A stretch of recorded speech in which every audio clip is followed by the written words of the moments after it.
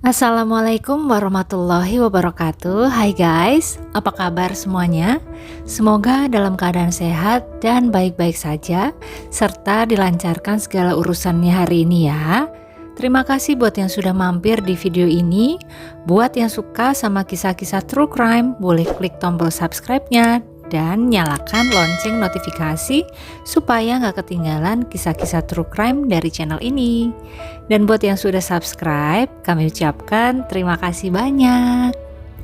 Disclaimer dulu ya guys, kisah-kisah true crime yang diangkat di channel ini bukan untuk ditiru, tapi untuk peringatan ke diri sendiri supaya kita semua bisa lebih berhati-hati dan waspada dalam menjalani kehidupan. Mulutmu harimaumu, atau kalau zaman sosial media sekarang ini, jempol adalah maut. Memberikan pesan bahwa kita harus selalu berhati-hati dalam berucap maupun mengomentari sesuatu dalam media sosial. Jangan sampai membuat seseorang sakit hati hingga melakukan hal di luar nurul seperti pada kasus kita kali ini. Seorang pemuda di Sidoarjo merasa sakit hati setelah cintanya ditolak oleh pujian hatinya. Ditambah lagi dengan kata-kata sindiran ibu sang pujaan hati kepadanya di media sosial yang dirasa ditujukan kepada pemuda ini. Sampai akhirnya terjadilah sebuah peristiwa yang menggemparkan Sidoarjo di tahun 2021 lalu. Siapakah yang menjadi korban pada akhirnya dan bagaimana kisah lengkapnya? Ikuti terus video ini hingga akhir ya guys.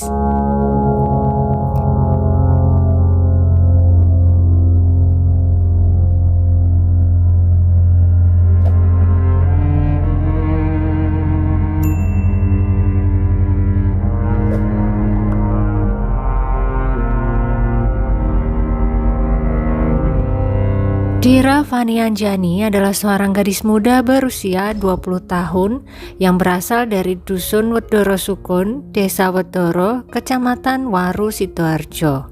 Dira tinggal bersama kedua orang tuanya, Ibu Rianti dan Bapak Ngatmanto, serta seorang adik perempuannya yang bernama Dea berusia 13 tahun. Keluarga Dira merupakan keluarga yang cukup berada. Ayahnya bekerja sebagai karyawan di sebuah pabrik di Sidoarjo dan memiliki sebuah warung kopi yang dijaga oleh sang ibu sendiri. Kemudian sepulang dari pabrik, sang ayah membantu sang ibu mengelola warung kopinya tersebut. Dira sendiri sehari-hari menyibukkan diri dengan fokus untuk menjadi guru mengaji di TPQ Al-Khadijah alma maternya dahulu. Dira adalah lulusan dari MA Darul Ulum Waru, lulus tahun 2019, kemudian mengambil kuliah di Akademi Keperawatan Sidoarjo, serta fokus juga untuk mengejar cita-citanya menjadi guru mengaji. Satu tingkatan lagi, Dira sudah akan bisa lulus menjadi guru mengaji di TPQ tersebut. Selain solihah dan pandai mengaji, Dira juga dikenal sebagai pribadi yang ceria dan juga ramah. Semasa sekolah dulu, Dira juga aktif di berbagai organisasi kesiswaan dan juga termasuk siswa yang teladan. Pokoknya menyenangkan sekali sepertinya Dira ini ya guys. Tidak jauh berbeda dari sang kakak, Dea, sang adik yang masih menempuh pendidikan di SMP swasta Buana di dekat rumahnya, juga dikenal warga sebagai anak yang ceria, ramah dan juga sopan. Mereka berdua sangat dekat. Walau jarak usia yang terpaut 7 tahun, mereka berdua kompak dan saling menyayangi. Dea juga mengetahui bahwa ada satu pria yang sedang mencoba mendekati kakaknya. Pria tersebut adalah salah seorang mantan karyawan warung kopi milik orang tuanya. Pria tersebut bernama Heru Erwanto. Heru Erwanto adalah seorang pemuda berusia 25 tahun warga Desa Pranggang, Kecamatan Pelosok Klaten, Kabupaten Kediri, merupakan sosok yang cukup dekat dengan keluarga Dira. Heru Erwanto atau sering dipanggil Unyil ini adalah mantan karyawan warung kopi milik keluarga Dira. Sebelum bekerja di warung kopi tersebut, Unyil ini bekerja di pabrik sandal milik tetangganya. Kemudian dia keluar karena tidak betah dan selanjutnya ditampung oleh Bapak Ngatmanto untuk diperbantukan di warung kopinya. Dari sinilah kemudian si unyil-unyil kucrit ini mengenyal Dira, anak dari bosnya. Dira yang cantik, ramah, dan menyenangkan sangat mempesona di mata Unyil. Unyil yang merasa GR ini pun dengan percaya diri pernah menyampaikan perasaannya kepada Dira dan juga meminta izin untuk berpacaran dengan Dira kepada Bapak Ngatmanto langsung. Namun tidak diberi jawaban yang pasti saat itu. Ya mungkin bingung ya guys, mau nolak gimana biar tidak menyakiti hati Unyil. Setelah hampir 1 tahun Unyil bekerja di warung tersebut, kemudian Unyil yang patah hati ini pun mengundurkan diri dari warung kopi tersebut. Kemudian belakangan diketahui jika Unyil sudah 2 bulan beralih profesi menjadi driver mobil rental. Putusnya hubungan kerja dengan keluarga Bapak Ngatmanto tidak membuatnya lupa kepada keluarga Dira, khususnya kepada Dira. Unyil masih menyimpan rasa suka kepada Dira. Unyil gamon guys, gagal move on. Namun ada satu hal yang cukup mengganggu perasaannya saat itu. Unyil beberapa kali melihat status di media sosial milik Ibu Rianti atau ibunya Dira yang cukup kerap menyindir dirinya. Ada satu sindiran yang sangat melekat di pikiran Unyil ini. Tikus ndas ireng atau tikus berkepala hitam. Status ini yang membuatnya sangat sakit hati dan kemudian Unyil bertekad menemui Dira kembali untuk mengklarifikasi permasalahannya dan meminta agar ibu dari Dira berhenti menyindir-nyindir dirinya melalui media sosial. Padahal kan belum tentu ya guys itu ditujukan kepada dirinya. Tapi biasanya kalau kita merasa tersindir terhadap suatu perkataan atau tulisan, berarti kita memang ada salah dengan orang yang berkata atau menulis hal tersebut kan ya. Pada hari Senin tanggal 6 September 2021 pukul 4 sore, Unyil pergi ke rumah Bapak Ngatmanto untuk berbicara dengan Dira.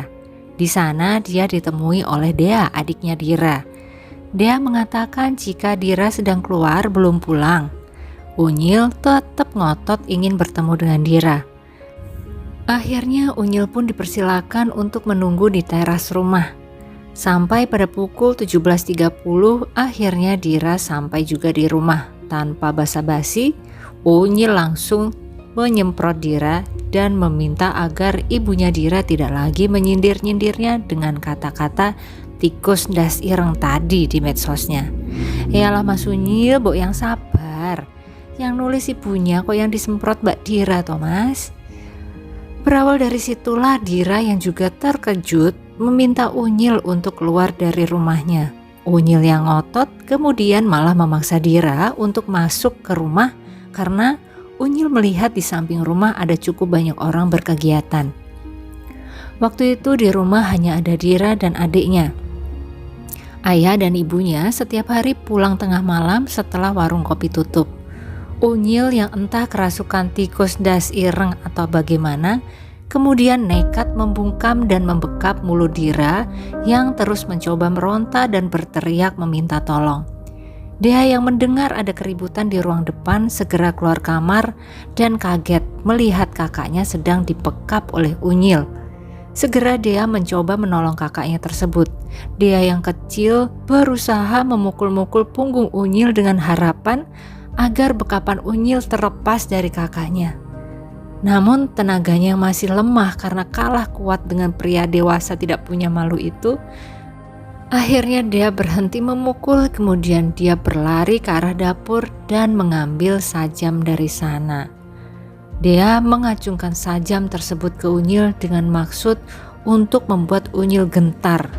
Namun ya betul-betul si tikus das ireng tersebut sudah gelap mata guys. Entah bagaimana caranya Unyil masih bisa membungkam Dira, namun juga bisa merebut sajam tersebut dari Dea, yang kemudian mengenai leher Dea dengan sajam tersebut hingga Dea pun harus kehilangan nyawanya saat itu juga. Sementara Dira, dia juga harus kehilangan nyawa setelah kehabisan oksigen akibat dibekap terlalu kuat dan terlalu lama oleh si unyil-unyil kucrit tersebut. Iya guys, pertarungan antara dua kakak beradik cantik tersebut dengan seorang tikus das ireng harus berakhir sedih. Dira dan Dea menghembuskan nafas terakhirnya bersama-sama. Kompak di dunia dan di alam sana ya. Sedih banget dengarnya guys. Unyil yang kebingungan karena tidak mengira semua akan berakhir seperti ini, kemudian langsung berusaha menghilangkan jejak. Unyil ingat bahwa di belakang rumah ada sumur milik keluarga Bapak Ngatmanto. Unyil kemudian memasukkan tubuh Dira yang masih mengenakan helm dan Dea adiknya ke dalam sumur tersebut dengan tidak lupa memberi pemberat batu agar tidak mengapung, serta membersihkan bekas-bekas cairan merah yang berceceran menggunakan sarung berwarna hijau. Seolah tidak ada rasa penyesalan, Unyil masih saja melakukan tindakan jahara lainnya. Dia mengambil barang-barang berharga di rumah tersebut seperti laptop, 5 unit handphone, kalung, uang tunai, dan mobil Sigra milik keluarga Bapak Ngatmanto. Ya Allah, bahkan ya, Unyil sempat menyamar sebagai perempuan dengan memakai roknya Dira untuk mengelabui CCTV yang ada di sekitar lingkungan tersebut. Unyil pun melenggang pergi meninggalkan rumah itu. Tubuh korban sudah disembunyikan, cairan merah sudah dibersihkan. Unyil merasa semua sudah dibereskan dengan baik. Malam harinya Bapak Ngatmanto dan Ibu Rianti pun pulang ke rumahnya setelah beraktivitas seharian di luar rumah. Sesampai di rumah, mereka menemui kondisi yang sangat sepi, tidak seperti biasanya, dan ditambah harta benda di rumah juga hilang. Mobil juga tidak tampak di parkiran. Penuh rasa terkejut dan khawatir, mereka kemudian fokus mencari kedua anaknya. Seluruh badan terasa lemas. Bapak Ngatmanto dan Ibu Rianti mencari di sekeliling rumah, dan selain itu Ibu Rianti juga berusaha melacak keberadaan mobilnya dari aplikasi pelacak. Diketahui dari aplikasi tersebut bahwa mobil Sigra miliknya berada di kawasan Tambak Rejo Sidoarjo. Berarti masih berada di kota yang sama ya guys.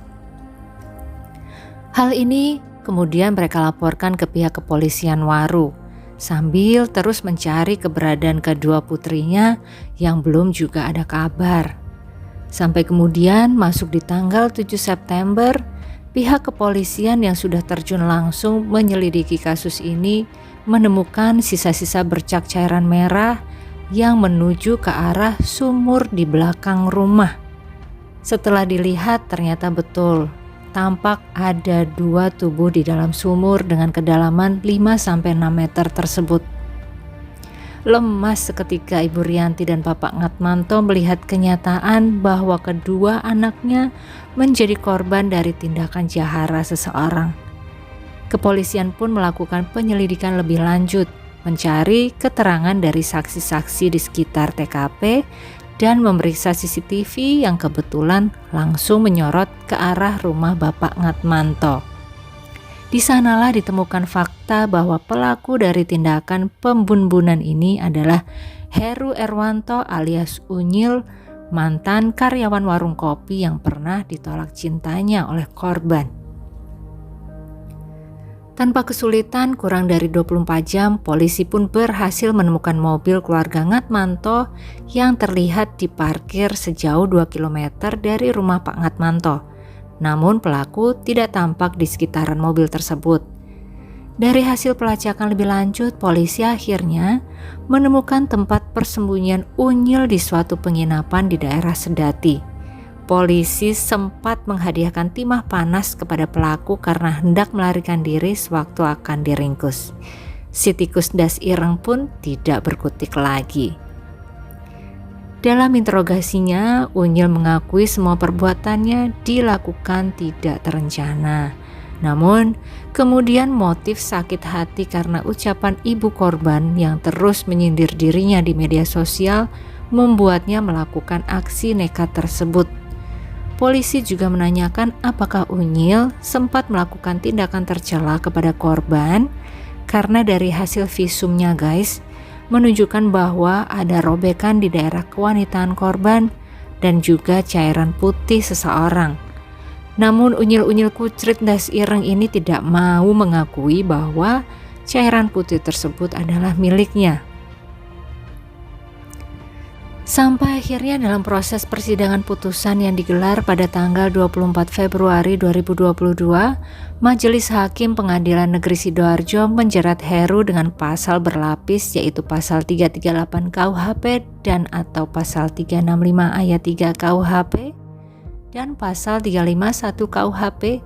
Selain itu, Unyil juga dijerat pasal 80 ayat 3 Undang-Undang Nomor 35 Tahun 2014 tentang perlindungan anak dan menjatuhkan hukuman seumur hidup.